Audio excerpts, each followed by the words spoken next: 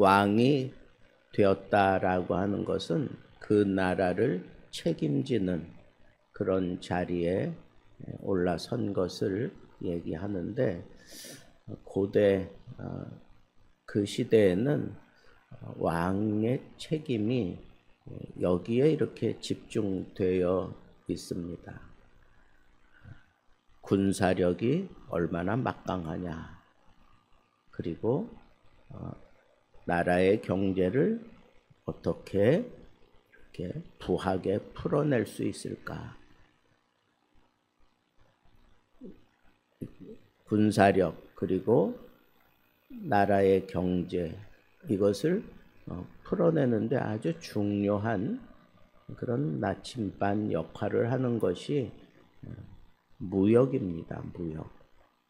그래서 오늘 솔로몬도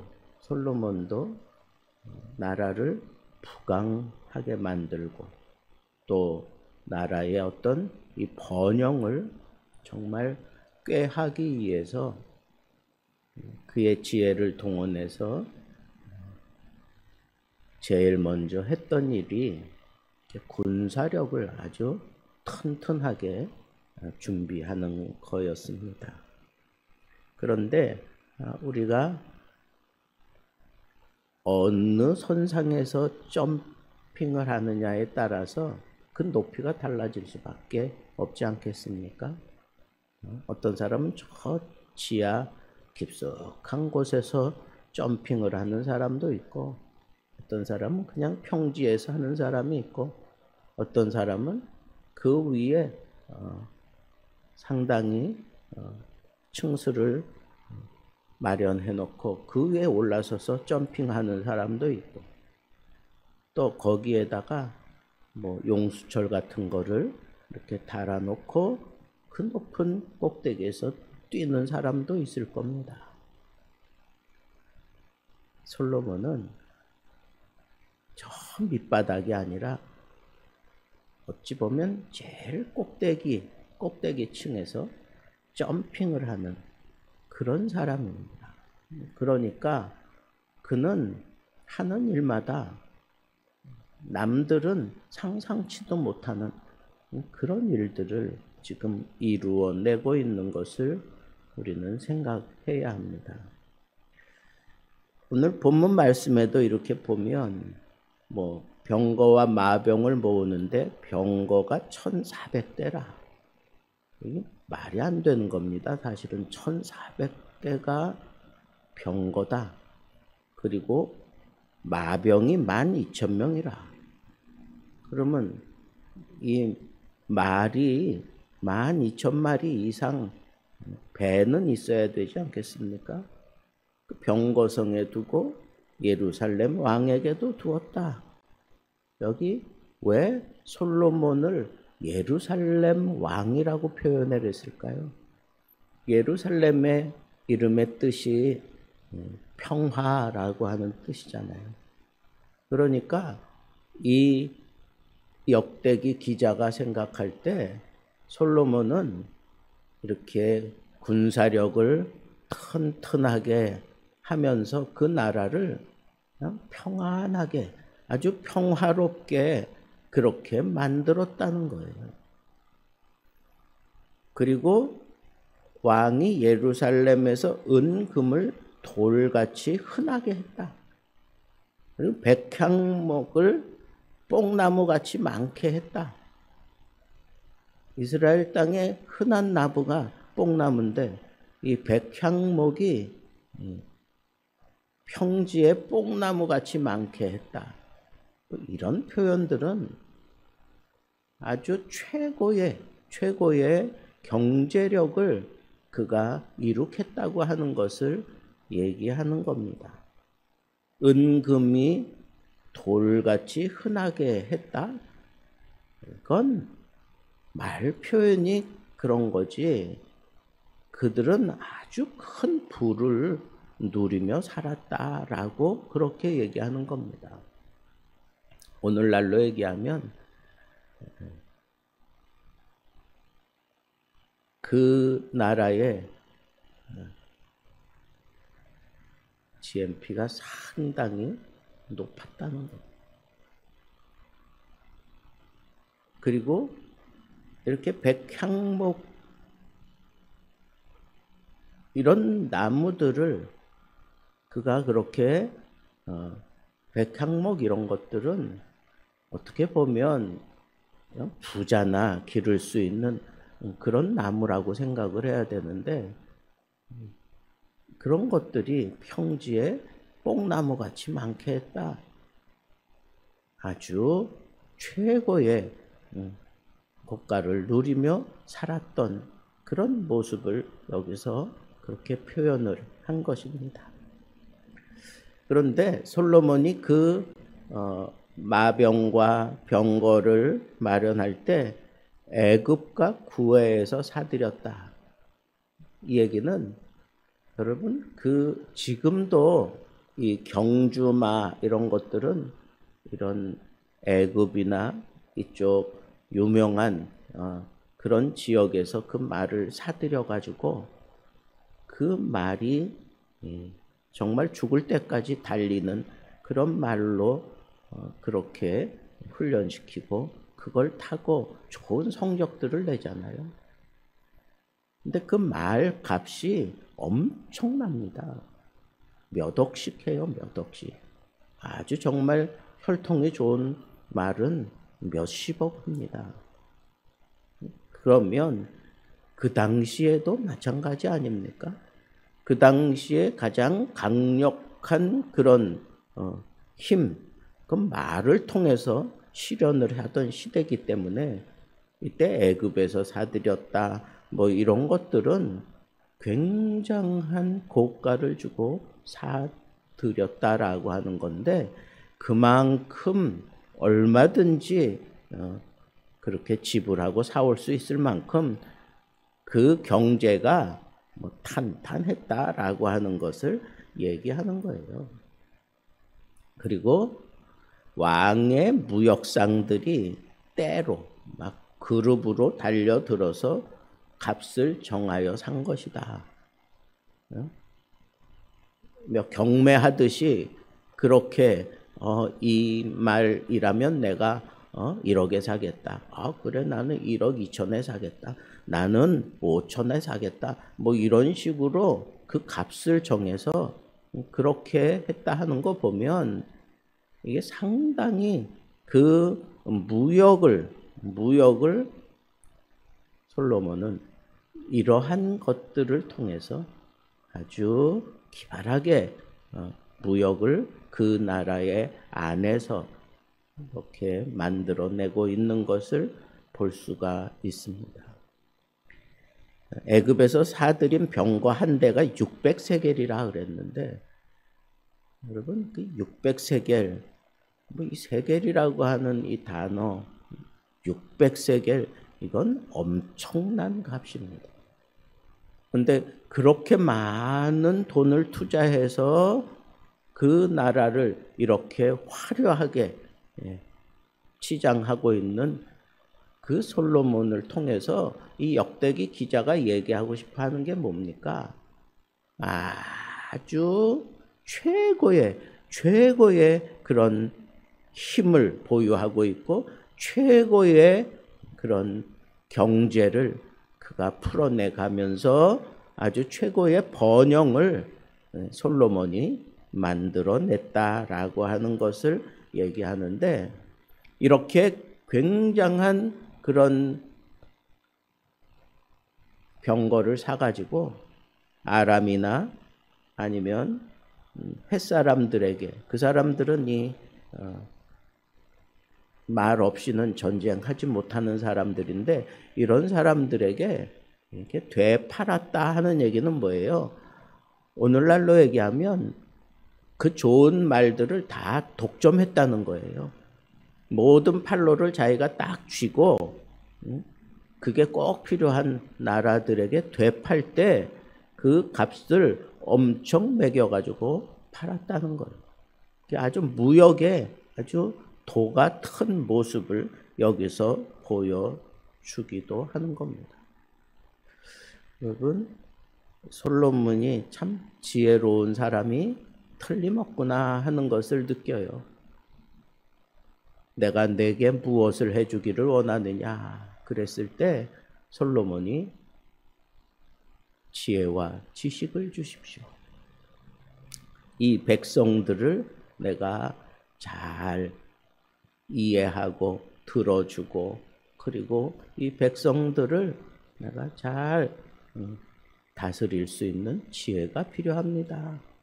그런데 그 지혜와 지식을 가지고 이렇게 지금 솔로몬의 시대를 아주 멋지게 이렇게 풀어내는, 그래서 정말 이전과 이후에 너와 같은 왕이 없을 것이다 라고 하는 하나님의 복을 여기 이렇게 그대로 실현하고 있는 것을 우리는 오늘 말씀을 통해서 볼 수 있습니다. 제가 처음에 어디서 점핑하느냐가 중요하다 그랬는데 이 솔로몬은 다윗이 마련해 놓은 그 깃을 위에서 점핑을 했기 때문에 이렇게 굉장한 그런 번영을 누렸던 것을 우리는 놓치지 말아야 합니다. 다윗이 이미 그 시대에는 최고의 힘을 가지고 있었던 그런 나라를 그가 만들어 놨기 때문에 어찌 보면 솔로몬이 손만 내밀면 사람들이 아주 고맙게 여기면서 그 손을 덥석 잡았을 겁니다. 너무너무 땅 짚고 헤엄치는 것처럼 솔로몬이 손을 대는 곳마다 다 그냥 터져 나오고 부가 쌓여지고 막강함이 거기에 더해지고 백성들이 얼마나 부를 누렸으면 그냥 걸어 다니다가 발에 걸리는 게 은이에요. 저쪽이 좀 화나다 그러고 쳐다보면 다 금으로 장식되어 있고, 참 솔로몬의 이 번영이 단순히 그냥 하나님께 받은 복 그것에 대해서 이렇게 풀어내는 것 같이 얘기하고 있지만, 여러분 열왕기 상에는 솔로몬이 이렇게 부하게 되고 이렇게 풍성해진 것을 경고성으로 그렇게 풀어냅니다. 우리가 잘 아는 대로 너무너무 큰 부를 누리고 막강한 그런 힘을 갖추고 지혜로 백성들을 다스리는 게 아주 온 세계에 다 퍼져가지고 솔로몬을 보고 싶어가지고 사람들이 장사진을 치는 것처럼 그런 상태에 이르렀을 때 열왕기상에는 그러한 부를 누리고 그러한 하나님의 복을 받았으면서도 그가 지키지 못했던 그런 겸손함 그리고 근면함 뭐 이런 것들을 솔로몬이 지키지 못해서 결국은 그가 망할 수밖에 없었다라고 하는 그런 내용으로 열왕기 상이 이렇게 쭉 풀어져 가는 겁니다. 그러니까 경고성을 거기에다가 초점을 두고 얘기했다면 이 역대기에는 그런 얘기 하나도 안 나오잖아요. 그냥 오로지 하나님께 복을 받아서 하나님이 복을 주시마 약속했던 대로 솔로몬이 이렇게 복을 누렸다라고 하는 거기에다가 초점을 맞추고 있어요. 또 이후에 우리가 살펴보겠지만 9장에 가면 이 9장 25절부터 29절에 보면 이렇게 지금 솔로몬이 부를 누리고 있는 이런 내용을 또 동일하게 그렇게 소개하고 있는데 그때의 솔로몬은 말년입니다. 솔로몬의 정치 말년, 솔로몬의 죽기 얼마 놔두고 그때에도 솔로몬이 이런 부를 누렸다는 거예요. 그렇다고 하면 솔로몬 자신은 이렇게 하나님께 복을 받은 모습으로 처음부터 죽을 때까지 그 속에서 그는 살았다라고 우리는 볼 수가 있습니다. 솔로몬 한 사람을 두고 보면, 그리고 솔로몬이 다스리던 그 나라의 그 시대의 그 번영은 그냥 그대로 하나님께서 베푸신 복이라고 볼 수가 있습니다. 그 복을 솔로몬도 그리고 이스라엘 백성들도 그걸 잘 관리하고 그것을 잘 유지하고 그것을 잘 그렇게 풀어냈어야 되는데, 그러지 못해서 그들이 교만하게 되고 우상을 숭배하게 되고 또 나라를 더 튼튼하게 하겠다고 많은 나라의 그런 공주들을 또 받아들이고 이런 일들을 통해서 결국은 그들이 가지고 온 우상이 이 이스라엘을 뒤덮게 되는 그런 엄청난 잘못을 저지르기는 하지만 그건 그 사람들의 몫이었고, 하나님과 솔로몬이 맺은 언약, 그것은 하나님이 이렇게 솔로몬 시대를 통해서 하나님이 분명하게 복을 주셨다라고 하는 것을 얘기하고 있는 겁니다.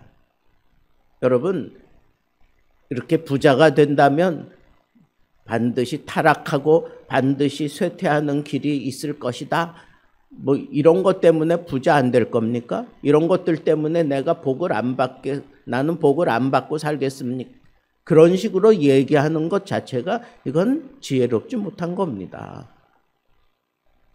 내가 하나님께 받을 복, 이건 최고의 복을 우리는 사모해야 되고 최고의 복을 받아야 됩니다. 내 생애에 그 복을 내가 마음껏 누리며 살아야 됩니다.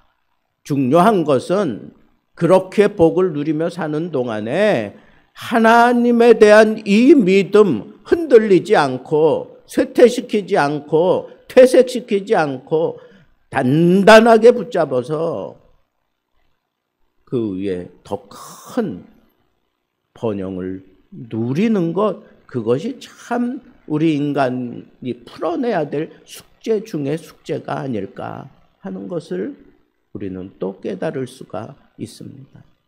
그래서 우리에게 말씀이 필요하고 이 말씀을 붙들고 씨름하며 그 말씀 한 구절에 의해서 인생이 변화되고 인생이 책임져지는 것을 보면서 암송하는 이런 은혜를 우리는 어제 다니엘 기도의 강사를 통하여 아주 깊은 도전을 받았습니다. 그렇습니다. 우리가 이렇게 하나님께 복을 받아 세상에서 누릴 수 있는 최고의 복을 누리게 된다면 우리는 지체 없이 하나님의 말씀을 붙들어야 됩니다. 내 주와 맺은 언약을 내가 붙들고 그것 붙들고 씨름하며 살아야 되는 게 그게 우리의 영적인 싸움이다 라고 얘기할 수 있을 겁니다.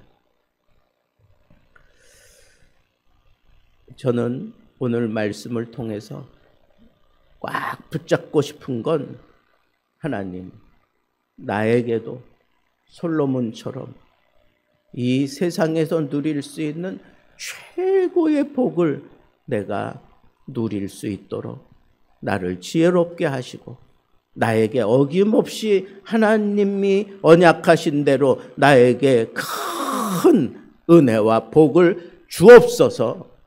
그리고 그 풍요로움 속에 더 하나님을 섬길 수 있는 그런 신앙의 쾌거를 만들어가는 사람 되기를 원합니다. 그리고 내가 그렇게 풍성해졌을 때 내가 다스리던 사람들이 그 풍요로움을 누리게 되는 것처럼 하나님께서 나에게 약속한 대로, 말씀을 통하여 나에게 약속한 대로 어김없이 나에게 주실 복을 오늘 지금 당장 나에게 부어 주옵소서. 그리고 그걸 지혜롭게 잘 풀어냈던 솔로몬처럼 우리가 지혜를 가지고 하나님의 말씀에 흔들리지 않고 하나님을 향한 그 믿음 흔들리지 않고 내가 이 세상 살아가는 동안에 영적으로도 육적으로도 늘 풍성하고 영향을 끼치며 살아가는 귀한 하나님의 사람으로 살게 하옵소서. 이렇게 지혜로운 그런 기도를 하면서 우리의 남은 인생 하나님 앞에 멋지게 누리며 살게 되기를 우리 주님의 이름으로 축복합니다.